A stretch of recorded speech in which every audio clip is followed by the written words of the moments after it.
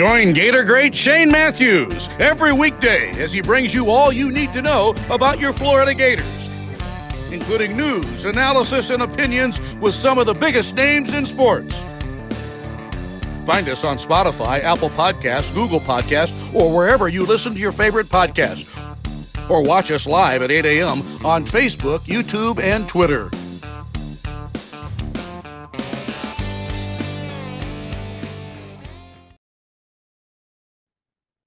Good morning. You're looking live at PodUp with Matthews in the morning from the Crime Prevention Security System Studios, large enough to serve you, small enough to care. It is a Monday. It is a holiday celebrating the life of Martin Luther King Jr. Hope everybody has a good time, stays warm. I know a lot of the festivities for that across the country are being canceled due to the weather. And we'll see if the Buffalo Bills and the Steelers can find a way to get to the ballpark and play a game today. We're going to have Chris Harry on in the second portion of today's show, recap the Gators win over Arkansas. They travel to play Tennessee today. We'll have to see if they're going to be able to. I don't even know what's going on up in Knoxville, whether they can get in or not. So we'll find out from him. But let's go to the Titan MR hotline, and we're joined by JC, courtesy of Duffield Home Improvements. Yep. What's up, my man? Hey, Shane. I'm on the road today, traveling back. Glad I'm not traveling up north. A lot is going on today. Today is a federal holiday, of course, Martin Luther King Jr. But the Iowa caucuses are today. That I know we don't talk politics here, but that starts off the political campaign for 2024. It's a big day and a lot of harsh weather. Weather affected the NFL, of course, as we know, the Pittsburgh-Buffalo game. You literally could not see 10 feet in front of you. I don't know what the story will be for that game today. I assume they're going to go ahead and play it at 4:30 Eastern. And then tonight we've got the Tampa Bay Buccaneers and the Eagles. That won't be affected by weather at all.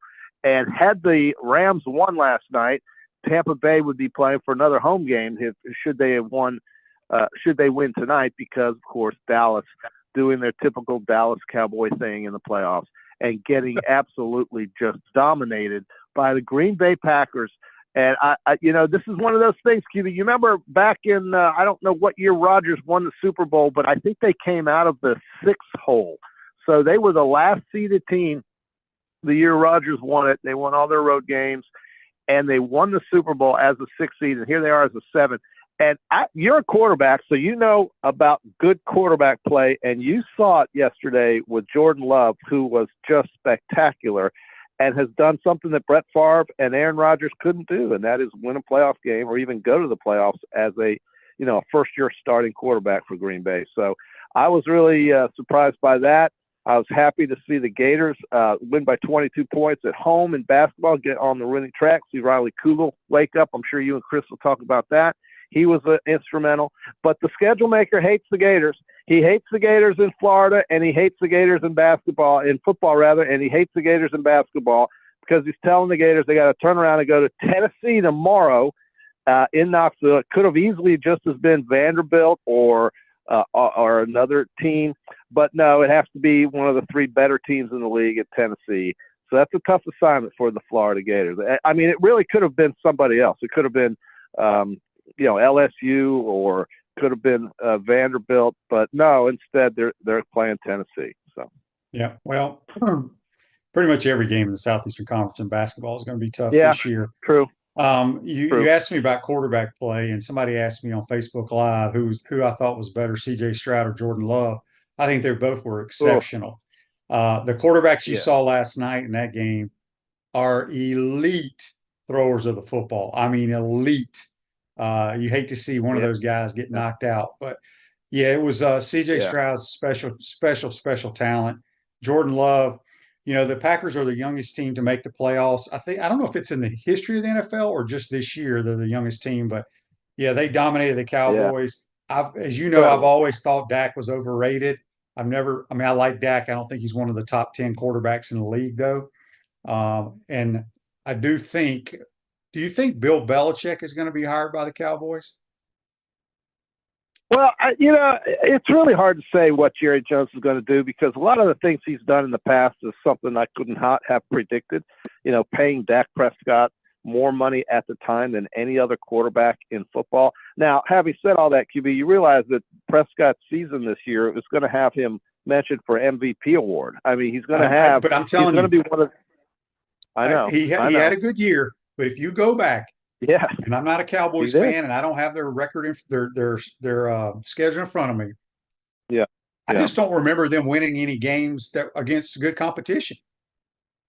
Well, they beat the Eagles. They beat the Lions. Well, they beat the Lions on a controversial call. Let's be honest. The Lions won that damn game. True. So yeah, you could say that. I just think they beat up on bad teams in the NFL. So that's just my thoughts on it. Well, I mean, they did. I mean, they played the awful Giants twice. They played they lost to the Arizona Cardinals. And it's true the schedule maker was good for them. You have this opportunity as the second seeded team in the NFC. You've got potentially 2 home games. They had won 16 straight home games before yesterday, and they just completely get dominated by Green Bay's offensive line. I mean, Jordan Love played great. Yes, he did. Aaron Jones played great. But that offensive line for Green Bay just absolutely manhandled the Dallas's front four. And I can't believe Dan Quinn, allowing his defense to give up that many points. Granted, Green Bay played the best game of the season they played all year. But my goodness, they were just so much better than Dallas yesterday. And the Rams, speaking about the Rams, here they are with an opportunity at 2 possessions in the second half inside of Detroit's territory and only came away with 6 points. And in the second half alone, there was only 9 points scored in that game, meaning Detroit only scored 3 points in the second half, but it was enough to win the game. So now Detroit, by virtue of Green Bay's win, gets a home game again this week, upcoming. They will play the winner of the Philadelphia-Tampa Bay game in Detroit. And Green Bay will go to San Francisco. So that's how the NFC is going to shape up. And tonight and today we'll see what Buffalo does with Pittsburgh. And then, Baltimore will be waiting in the wings next week. Yep, for sure. On YouTube, brought to you by Quality Plumbing. Perry Mason says, dang, what a pick of JC. Totally different. We got your funeral director's photo up today, JC, in your coat and tie. What is that one? Looks like you're a funeral director. Oh. I hate that picture with my fat, chubby cheeks. But I think that picture came from the website of the financial for my business. So, yeah great. Happy to be there. I can't believe we don't have better pictures of me. I don't have to do something about that, or just try not to ever call in again. Yeah, but, or you could actually participate and send the producer pictures. How about that? Maybe I'll do that. Zach, let's get on that one day, maybe next week before the show. You show me how to send some pictures to you. How's that sound? I will work that out for Wednesday. Okay. All right. Yeah, just send them. He'll get them taken care of. Ruzover State Farm offers a team of dedicated insurance professionals ready to help life go right with the right insurance options for you and your family. Visit ogreinsurance.com. Give them a call at 352-240-1779. Got JC on the Titan and More hotline.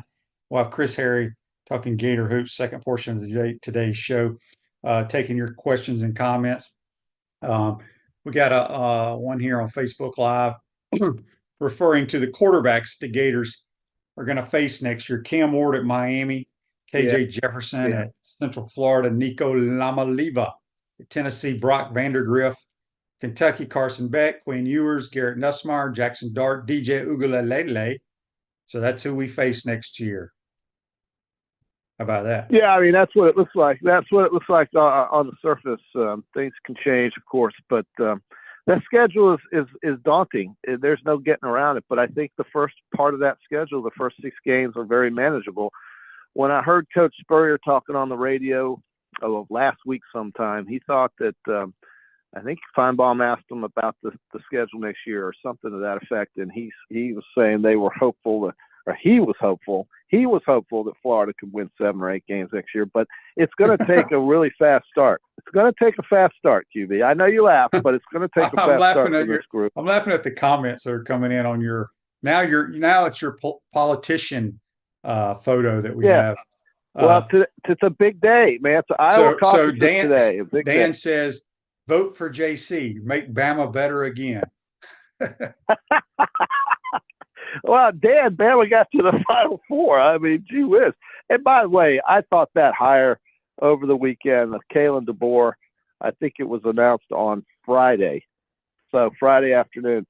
Well, in my opinion, it's a home run. It's a home run. And I read too where he was actually their first pick, and their plane was in Seattle on the day Nick Saban resigned, or retired, I should say. So, it doesn't really matter. They got who they got. I think they got who they wanted to. And I think, with Ryan Grubb, the offensive coordinator, coming with DeBoer, I think Alabama's going to be just fine, folks. I'm really I will very say happy this, with though.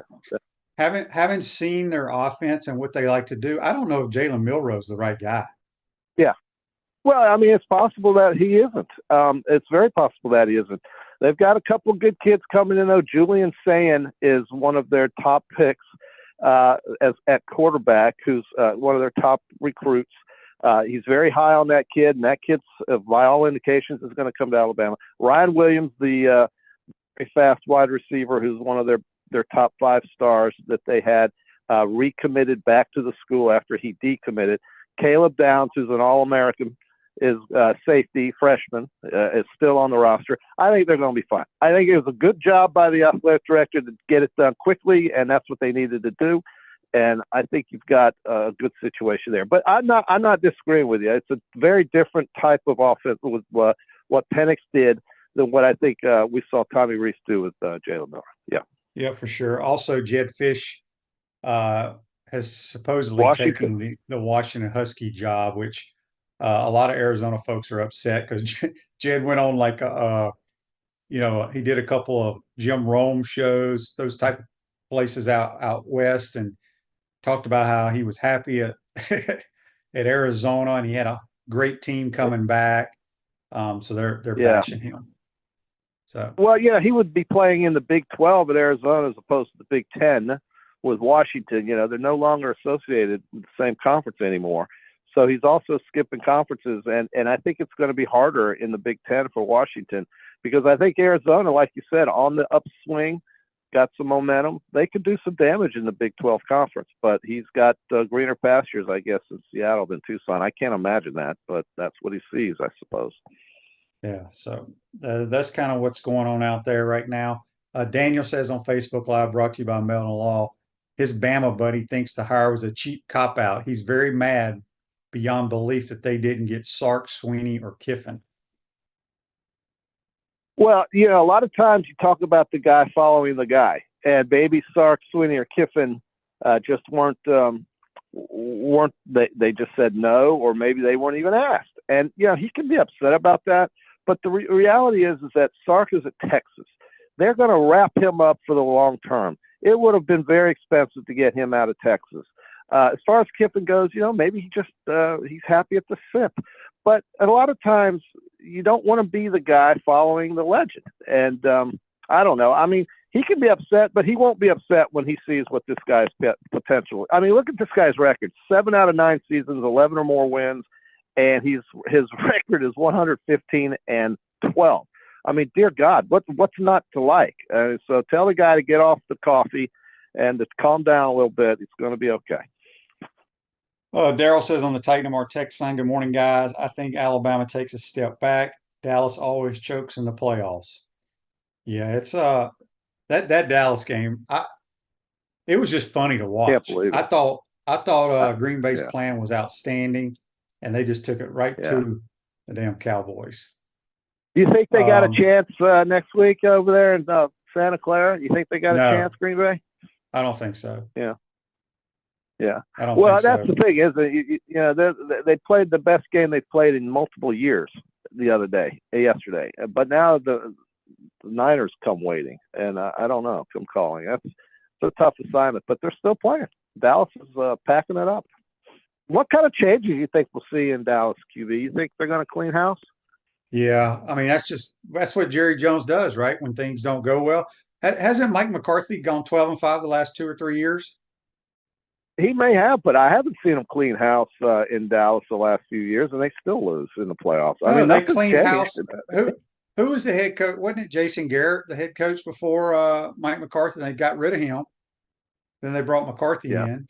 I think I can't keep up with the Cowboys because I don't care about the Yeah, well, Cowboys. that was a couple of years. I mean, that was 2-3 years ago, maybe. But Garrett was not successful either in the playoffs, and the players pretty much stayed the same. Yeah, I mean, Elliott left, but he was overpaid. Jerry Jones overpaid him, and he no longer is there. He went to New England. I don't know. I don't know what Jerry's going to do, but it's just hard for me to understand why they just melt away when it comes to the postseason in Dallas. It's hard to believe. We got a text here on the Titan More text line from Bob. It's very, very long here.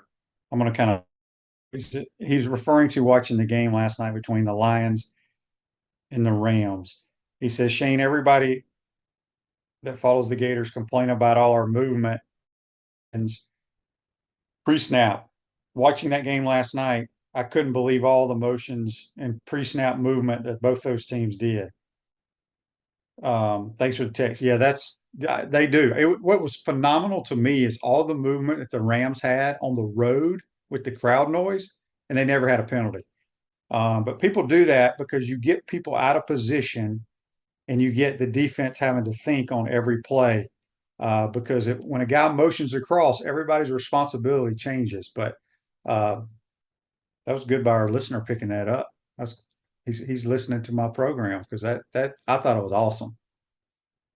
Well, I was just surprised that this is the game that Detroit in the past would have lost, right? And the Lions defensively really showed up and came through in the clutch.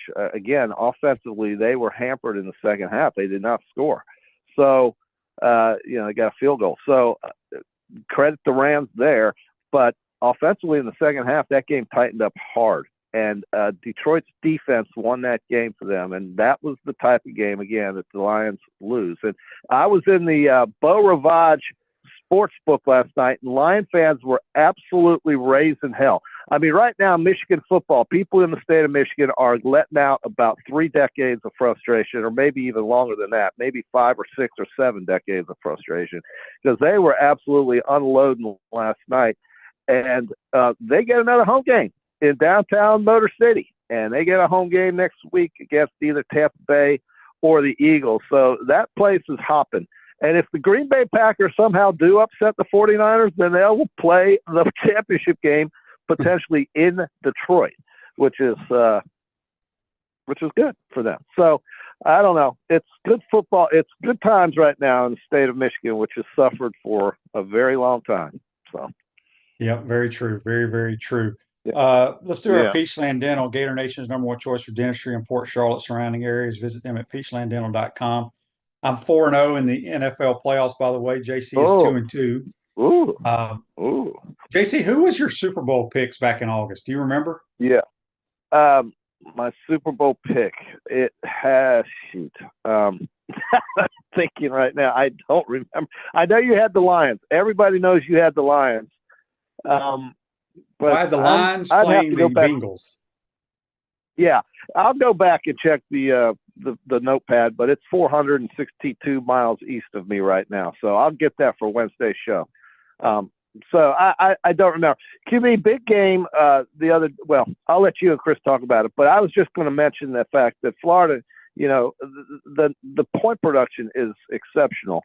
And I really like the way the Gators score baskets, and I like the way they put the points up on the board. But I just think it's a tough draw to play Tennessee on a short week like this. It's just a tough draw. Well, I mean, everybo's having to do that. I mean, it's just that's the SEC. Yeah, but offensively, Florida's very good. We don't play great defense, and sounds like you know, kind of like the football team. But people used to complain how Mike White's team played good defense and couldn't score. Speaking of Mike White's team, they were up 11 points with 6 minutes to go against Tennessee and lost. Should have won. And lost at home. They should have beat the Vols. I saw that. But as for football picks today, I definitely like Tampa. A.J. Brown is not playing tonight in the game. Devontae Smith is not playing tonight. Philadelphia right now systematically is a little messed up. and they just kind of remind me of the way things are going. The way things used to go for like Dallas in the playoffs. It's getting that time of year where they're just going to fold. But I would be Tampa Bay is nothing special either, though. So Baker Mayfield, he had ribs last week that were bothering him. You could see it when they played Carolina. I don't know what his situation is, but I'm going to take the home team and pull for Tampa Bay. I'm not a Philly guy. I don't think the Eagles are the same team they were earlier in the year, so I'm going to take Tampa Bay. Yeah, I like the Bucks at home. I'm telling you, man, I feel like the NFL has figured Jalen Hurts and their offense out. Yeah, props. I'm still a believer. You better be an elite thrower. Yeah, Bowles is a defense guy, right? Yes. Todd Bowles. Yeah. So, yeah, I agree. I think they're going to have something for the Eagles. Eagles are laying 3 points. Give me the home team plus the 3 in a raucous environment that will not be affected by weather, thankfully. Yeah. So, yeah, I think Tampa Bay tonight. Yeah, Andy says Baker Mayfield's questionable, but he'll play. Yeah, No, he's going to play. He says, I hope to see Trask. Do. They're not going to play Trask in this game. Oh, heck no. Trask has it. I don't really know. Trask, poor guy. I mean, he's collecting a check. That's about all I can say. The Bucks played their best game of the year in Green Bay, too, about a month ago. Got them really situated well for the division. And Baker played his best game of the year in that game against Green Bay. I don't know where that Baker's been. I think it's just the simple fact that he's been hampered by this rib injury. It's tough. Ribs are tough, man. But the Eagles are a mess. I mean, defensively, anybody can score on the Eagles, right? Yeah. I mean, I think it'll be a low-scoring game, but I think Tampa wins. What do you think about the game that was moved to today? And I assume they're still playing it. I want to say Buffalo, weren't they like a 10-point favorite over Pittsburgh?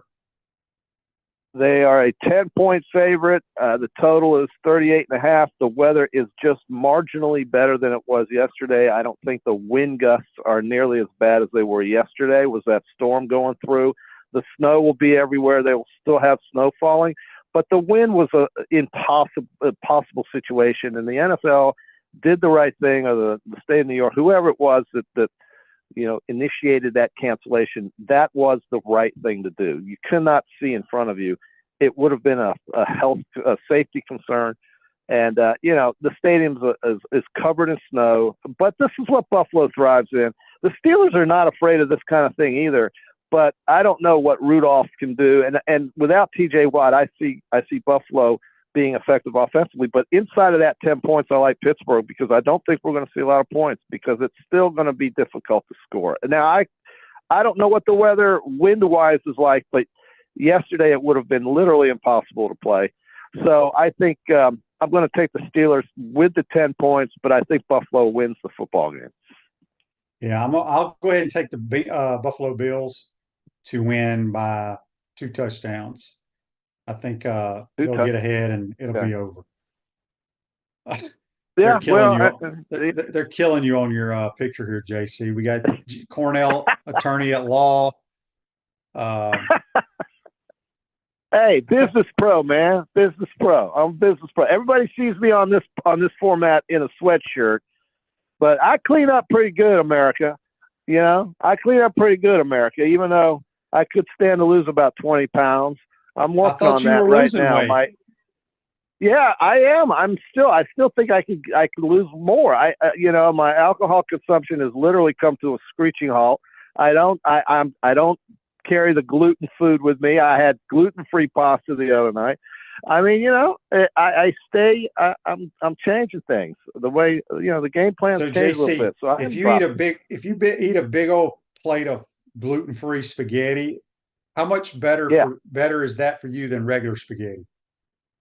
Well, I think it's a carbohydrate thing too. I think there's considerably less carbohydrates in that pasta. So I think it does help. And it sure makes me feel better, QB, when I don't pack away. And you know what I'm into now, QB? And I suggest you run down to New York Pizza or wherever you can get pizza. Get yourself a cauliflower crust pizza, QB. It is phenomenal. And that is so much better for you than the flour and the dough and all the crap.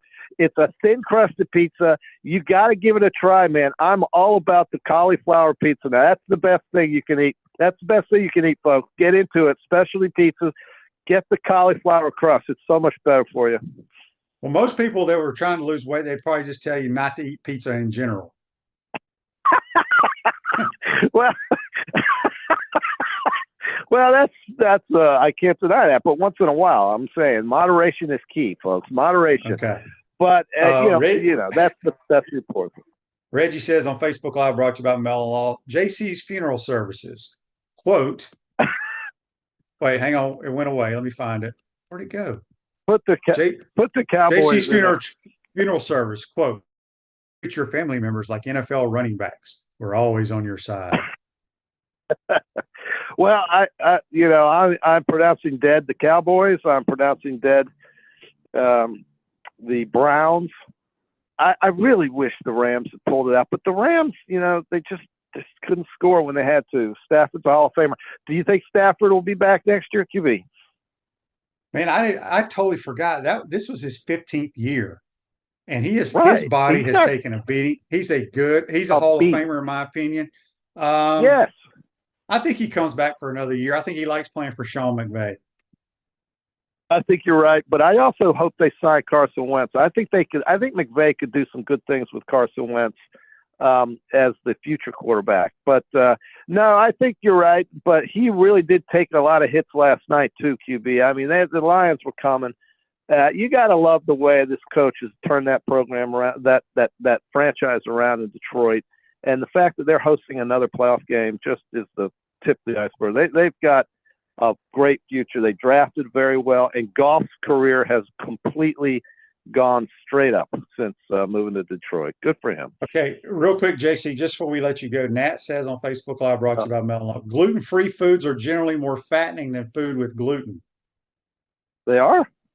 I don't know. That's what Nat said. I don't know about that, Nat. Well, Nat, I don't think that's the case, but I'm not a food expert, but I don't think the carbohydrate numbers are nearly as high. And also, I feel better without the glutens.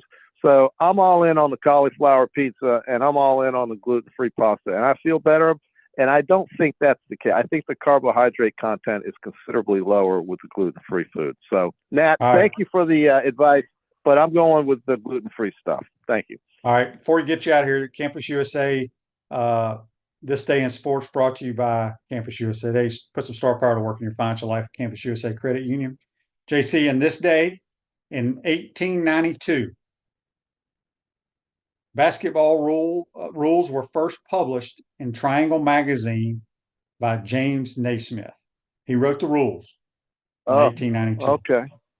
Well, that's a big day. Pray for me today on I-10. My God, I hate that drive. But I rented a minivan. I'm buying one of those, dude. I don't care what it looks like. Those are the most comfortable things I've ever driven on I-10. I'm going to be driving that one today. I rented it just for the drive, and it's my new thing. I think I'm about to get a minivan. You're going to get a minivan? I think I am, QB. I love the fact you can put 6, 7 people in there. It's so damn comfortable. It's so comfortable. And I survived I-10 coming over, and I'm going to survive it coming back. And it was unbelievable comfort and luxury in the minivan. I'm all about that Chrysler Pacifica, QB. I'm thinking about it. I really am. It's. I don't care what it looks like. I don't care if it makes me think that people think I'm old. I don't really care. It's beautiful. I love it. I'm going to get a minivan, QB. I don't see that happening. What are you going to get rid of? Your truck? Probably, or I'll just keep the truck and stick it in the yard and drive the minivan up and down the highways and byways of America. I got to see this minivan.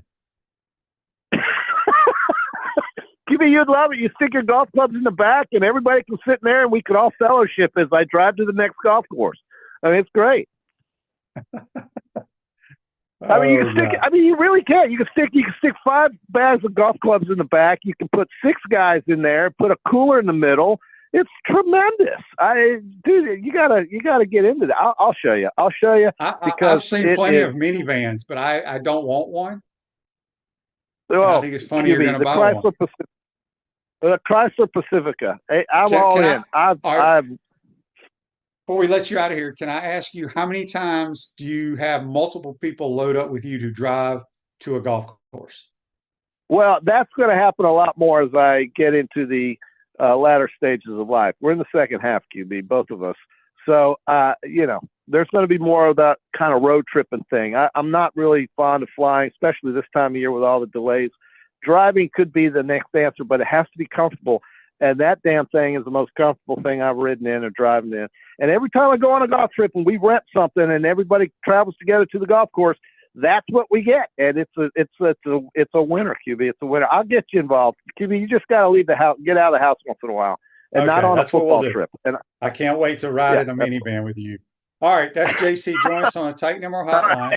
We're going to take a quick time out. Have fun. Go ahead and go buy that minivan and drive it back on I-10.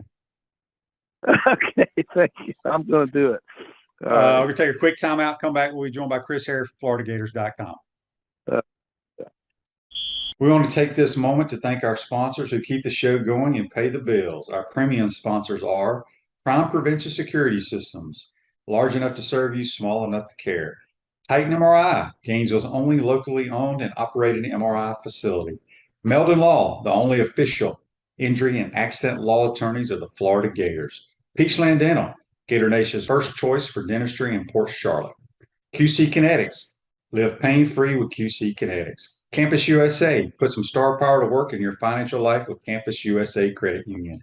Dave & Buster's, eat, drink, play, watch. Duffield Home Improvements for your window, siding, and roofing needs. Radware, your local provider of promotional products, uniforms, and apparel. Our Gridiron sponsors are Auto ER, UF Bookstores, Silverback Concrete, Ruse Ogre State Farm Insurance, Radware, F45, Quality Plumbing. Our touchdown sponsors are Adams Ribs, Gator Dominoes, Celebrate Primary Care, Gator Bait Media, Okido America, Style Cuts, Ironwood Golf Course, Big Mills Cheesesteak, McDonald's of Gainesville, 84 Lumber, Dowling Signs, Baker's Sporting Goods, Silver Cube Billiards and Sports Bar. If you're interested in promoting your business on the show, call Freddie at 352-284-3733. If you like what we're doing here, make sure to follow us and support the businesses that support us. Hi there, this is Coach Steve Spurrier, and I want to let you know that by popular demand, Spurrier's Gridiron Grill's delicious brunch is now served in a premium buffet. You have spoken, we have listened, and we're now serving Gainesville's only elevated buffet, complete with an omelet station, ginger sage chicken sausage, shredded short rib, and of course our chicken and waffles. Plus, you can enjoy bottomless mimosas and Bloody Marys. So join us every Saturday and Sunday from 11 to 3 for the best brunch in town. Welcome back to the Crime Prevention Security System Studios, large enough to serve you, small enough to care. Silverback Concrete's a family-led team of heavy concrete specialists that build commercial structures with unrivaled quality. Silverback Concrete, you stand on it, we stand by it. We're going to go back to the Titan Moore Hotline, courtesy of Duffield Home Improvements. And we're joined by Chris Harris from FloridaGators.com, covering Gator basketball. Good morning, Chris. How you doing, bud? Morning, Shane. How are you on this NFL Monday? 2 games today. Got a 4:30 2 games game, today. Huh? Yeah, I'm excited about that. It'll be interesting to see how many people are able to get to that Buffalo game and if the teams can get to the arena. Speaking of weather, what's the weather like up in Knoxville right now? Well, it's snowing as we speak, from what I understand. It's there's some coldness coming in. It's actually, I was looking ahead on my little app or whatever, and apparently it's going to be like 5 degrees on Wednesday morning, but we fly out after the game, which is Tuesday night.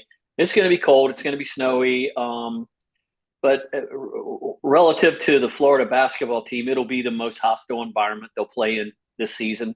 That is always the case. 2 years ago when Florida went there, it was as bad of a, and I'm not talking bad as in terms of it, like Kansas, Fog Island, great atmosphere, that kind of thing. It was bad in terms of mean-spirited bad.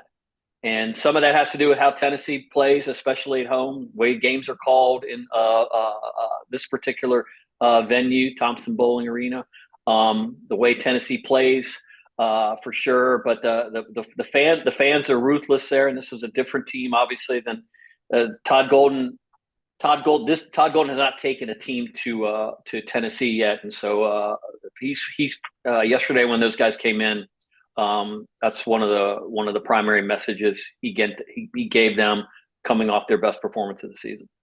Yeah, let's talk about Arkansas game. Big win.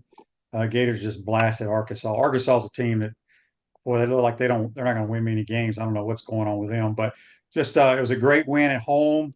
Just I mean, what didn't go right for the Gators in this game? What didn't go right for the Gators? Let's first talk about it. Let me say something.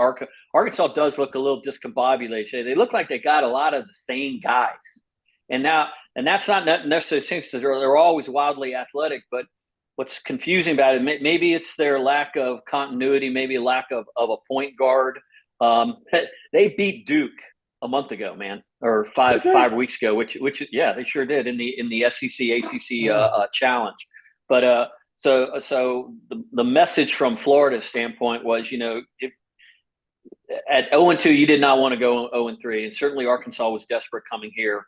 But back to the Gators, shot the ball well, defended the ball well, moved it, ran in transition, took advantage of that, played with a purpose, played highly spirited, and maybe as important as anything, got the situation with Riley Kugel right, at least for the moment.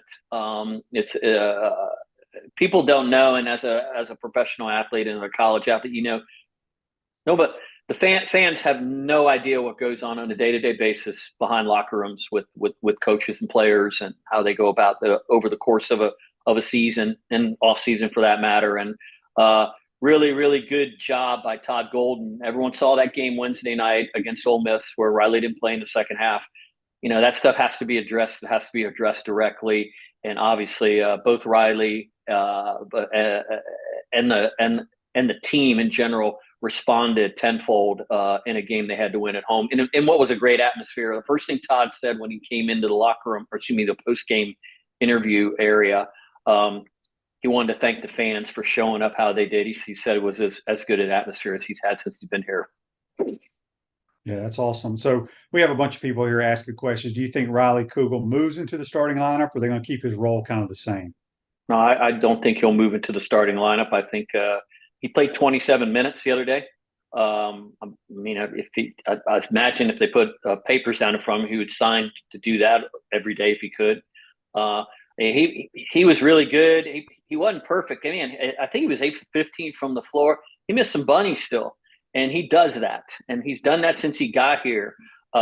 He was a better finisher late last season. He needs to get back to because he will get to the basket. He's so explosive and can take guys off the dribble going downhill, especially in transition. But he can miss shots that a lot of guys that some of his teammates are much better finishers at, and he needs to work on that. But no, I think they like their starting lineup as is, and I'm not sure who you'd take out if you were going to put Riley back in.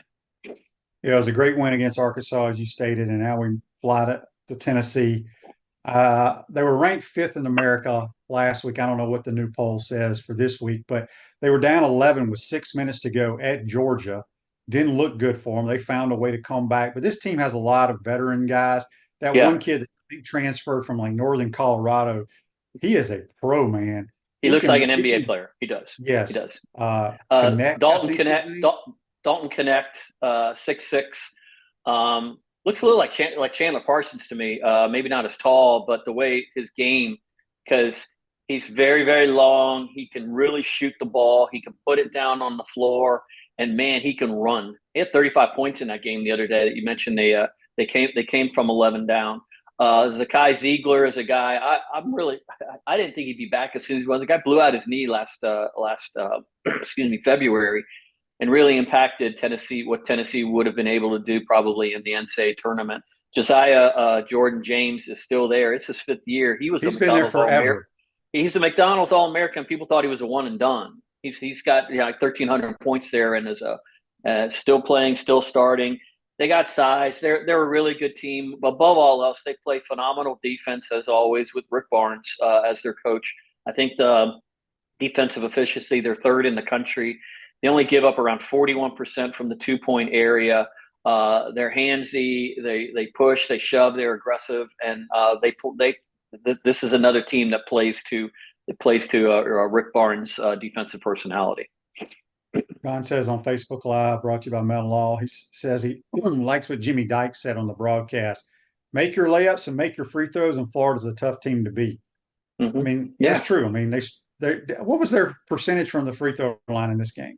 I think they were 15 of 20, which would be 75% or 75%, I believe. Yeah. Now let's be serious. So one of the things that helps your free throw percentage is who's getting fouled and who's going to the free throw line. And Tyree Samuel only went 3 times. He was 1 for 3.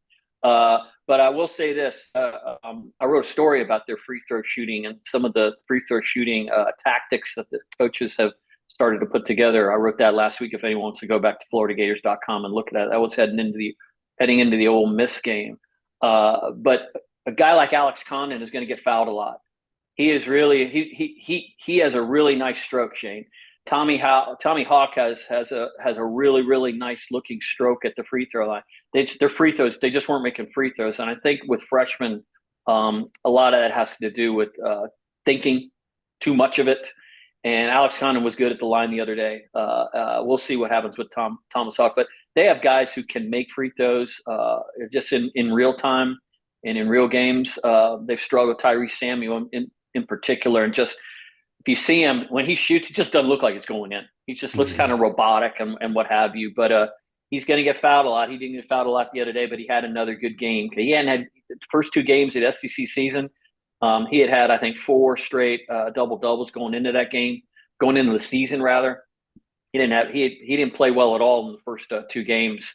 He kind of answered the bell the other day against Arkansas. I think he had 17 and 10, and that's what they need. That's what they need from him. Not a double-double every night, but he needs to show up on the glass, and he needs to show up with some of those putback stick-hand, 2-handed dunks and stuff. Chris, you mentioned earlier, this is Ty Golden's first trip to Thompson Bowling. Yep. I'm thinking about the great arena, by the way. It may be the best. It's either Tennessee or Ole Miss is the best arena in the league. Wow. I was thinking this. Nobody on this roster that plays has ever played at this place, correct? Yeah, but and that's. I think that happens more probably now if you start checking boxes across the country. True, but as you said, it's going to be a hostile environment against a very physical football team. Very good. They're not a football team. Yeah, but they play like it. Yeah. So you talked about that was what he mentioned to the team yesterday in practice or whatever. What does a basketball coach what do they talk about from the environment of the arenas, the crowd, all that kind of stuff? How does that go about in basketball? You just got to maybe make them alert to it without maybe overemphasizing it. The last Florida team to go there was the Final 14. Believe it or not, they've lost 6 straight in Knoxville. That's, I think, the longest losing streak of any venue the Gators have gone to. Hell, they went to Rupp Arena and won in 2021. So it's just something for them to know. And you don't sit there and harp on it because then they start thinking about it too much. But I think that was also from some people on the support staff who'd been there before. Want them to know, look, this is going to be different, and they're telling them now because you need to practice knowing it's going to be different. Because Florida, this particular group of players really loves to play during practice, and they of course, you got to work on the stuff that you have to work on. But what they've kind of changed up a little bit from last year is they play hard, usually like twice a week. Prepping for these games, and that kind of iron sharpens iron. They say that kind of sharpens their edge competitively wise. A guy like Walter Clayton, you can get him more engaged in practice all the way through practice if he knows he's going to have 40 minutes of playing hard style basketball. And a lot of guys are like that, and this team has kind of responded to that actually. Radware is a family-owned business that prides itself in excellent customer service while providing quality and affordable promotional products and customized apparel. Chris Harry here on the Titan Moore Hotline, courtesy of Duffield Home Improvements on the Titan Moore text line from William. He says, Chris, who do you think will be matched up against the Connect kid? Who do I think will be matched up against the Connect kid? Ooh, I mean, you got to probably put one of your 3 men on. I think Riley will get a crack at him, but maybe not right out of the box. It might be Will Richard. His defense has been better. He's probably, if you look down the lineup, what it would look like initially, it would probably be him more on the 3 side of the lineup. But there's plenty of guys that they can't be totally locked in on that guy. They just can't let him do whatever he wants, and they can't let him get comfortable. And he is going to feel very comfortable in that arena. But my gosh, he's an entry at Northern Colorado, man. Came from the Big Sky Conference, and he is already very much at home in the Southeastern Conference, probably on his way to all league honors right now. John has a question here for you on Facebook Live. So Chris is putting Tennessee and Ole Miss ahead of Rupp Arena. What goes into that? Student section, atmosphere? I know we were talking about the SEC, but where do you rank Cameron Indoor? Where do I rank? I've only been to Cam once, and obviously that's I think the gold standard right there. The one that Rupp Arena has is what it is in terms of Kentucky basketball, and so hard to win in there. And what I call the Rupp runs, where the momentum you start to feel it, and the energy and everything. I think the arenas at Tennessee and Ole Miss are the nicest arenas. Thompson Bowling underwent a massive renovation a few years ago. It's beautiful, and I think Ole Miss, the pavilion at Ole Miss is beautiful. They keep pushing back whatever they want to do at Rupp. A couple of years ago, they had like a $1 billion project that was supposed to renovate Rupp and turn it into this unbelievable downtown kind of area or whatever. And then I think the Kentucky governor nixed it or whatever. But it's old. It's antiquated in a lot of ways. But once the people are in there, you kind of forget about that, to be honest with you. But 24,000 is kind of hard to deal with, no matter who you are. But in terms of the SEC, that's where I would put them in terms of venue, aesthetics, and that kind of thing. Yeah. Before we let you go, I want to get your thoughts of the league. Obviously, everybody talks about how hard it is to win on the road. We saw that Kentucky goes in and loses, I think, a double overtime to A&M. Anything surprise you so far 3 games into the SEC league play? Well, I think, is Auburn the only unbeaten team right now? I think so. Yeah. Or maybe Alabama. Excuse me, Alabama. I believe also. That will shake itself out. I mean, everyone's going to eat their young, Shane. It's an unbelievable league. When you saw the first weekend, really shocked me. Auburn going to Arkansas, winning by 32. Georgia going to Missouri and winning. LSU going to A&M and winning. That one really, really surprised me. Georgia obviously had a chance to go to 3-0 the other day. I'm sure Mike White is kicking himself about how that game turned out, what he allowed Tennessee to do, and what have you. But I mean, 2 weeks from now, we will have already seen some of these same crazy kind of things. I think it's going to be really jumbled. Florida, of course, this is a tough way for them to start. Bouncing off, going 1-2, now going to Tennessee. They're going to be prohibitive underdogs in there. No one probably is going to expect them to win that game. Then you got to turn around, flip it, and go right to Missouri. Probably some more crazy weather on the way up there too. So there are no off days. It's going to be every game. It does. Looked at Arkansas the other day. They hadn't been playing well. No, they haven't won a game in a league. But they're still capable of beating anyone, as I mentioned earlier, that they beat Duke, and we'll hear from the Razorbacks before the season is over. So you just got to be on point, man, and it's just going to be a grind, and it's going to be a paddle wheel of really difficult games, especially on the road. So if you got to pick one player to start your starting 5 out of the SEC, who would be your first pick? Man, you're putting me under a lot of pressure with some of these questions right away. God, I'm trying to think if I had to pick one player. I kind of like that Antonio Reeves for Kentucky is awfully good. Reed Shepherd is only 18 years old or something like that. That's my guy. All he does is everything. What does the guy defends? He's offense. He generates offense, passing the ball. I really like him. It's funny you asked me a question. Who would I pick? You usually go to Kentucky and start checking. Start going down the lineup a little bit like that. But I haven't. I haven't seen a whole lot of Reed Shepherd except for some of the games I've seen on TV, and of course, seeing him in person. But man, it'll be interesting, fun watching him kind of develop.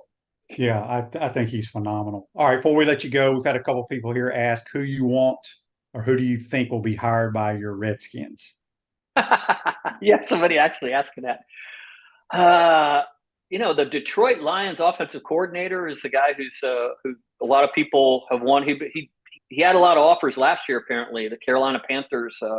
He interviewed and I think pulled out at the last minute. They're also what I've seen. Also, the defensive coordinator of the Baltimore Ravens, Anthony Weaver, is apparently a hot name. I would like to see them maybe go offense. I'm just delighted, and certainly you can relate that they got different people making the hirings and different people that are making the decisions that matter for such an organization, such a proud organization as the NFL franchise in Washington, D.C. Yeah, I would. You went through that. I don't think they get a Belichick or anybody like that. But no, I don't. I'm sorry, I don't want Bill Belichick. I think he's much better fit to go to Dallas if he wants to do a ready-made kind of thing. That doesn't do anything for me because I've seen what that team has looked like since Tom Brady left. He's always the one picking the players and everything. I need a different generation thing, a fresher start than that. I hate to call Bill Belichick a retread, but I don't like how that feels. Turning a franchise over to him, what he's done since and seeing what he's done when he doesn't have the greatest quarterback of all time. Listen to this comment by Richard on YouTube, brought to you by Quality Plumbing. Maybe it's not a coaching problem with Dallas. Maybe it's an ownership meddling problem. Remember, he is enamored with Dak. Sounds like your old owner, right? Yeah, exactly. Except Jerry Jones, I think, has a little bit more of a clue about football. He at least played football, and yeah, he also has 3 rings. But yeah, I'm sure he thought after winning those, just like he did, firing Jimmy Johnson and saying, I can win with anybody, and he actually did win with Barry Switzer. I'm sure he's had that validation in the back of his head for a long, long time. But I mean, he's 81 years old, so I'm sure he's feeling a little bit of some pressure to get something done relatively soon. Washington, what pick do they have? I know it's probably not concrete yet, but second pick? No, it is concrete. Yeah, oh, it is the second pick. Are you a Caleb Williams guy? Because I'm not. I think Sam Howell's a pretty good player. Yeah, how about giving him some help around give him some tackles, some offensive line help, and info. I think because they have the most cap here. This is a fact. Second overall pick, the most cap space in the NFL, and they paying a quarterback still on his rookie contract next year. Why not go build around him and see with help with blocking if he's not a better player than he showed this year without any of that stuff. No, I agree. I don't think quarterback is their number one priority in Washington, in my opinion. I think he's a pretty good player from what I've seen. So, Chris, appreciate your time, my man. Safe travels. I guess will you still go on your daily walk? Oh yeah, Tuesday? Of course. Yeah, even in the snow. We've done it. We did a couple years ago up there. So we'll do it. Yeah. Well, be careful. Don't slip with that fake knee you got. That fake knee of mine, right? Yeah. All right, Chris, appreciate it, my man. That's Chris Harry from FloridaGators.com. Go check his stuff out at FloridaGators.com. 1966 HBC beer is available at Spurrier's Gridiron Grill, Gator Games in the O-Dome, and select retail outlets. Crisp American Lager. That's 1966 HBC beer. Again, today's MLK Day, and if you're out celebrating that, be safe. And we want to appreciate JC and Chris Harry for joining us on the Titan MR Hotline. Tomorrow's program, we'll have Buddy Martin and we'll have Mike Morgan from the SEC Network as well. Have a great day, folks. Stay safe. See you tomorrow. Take care.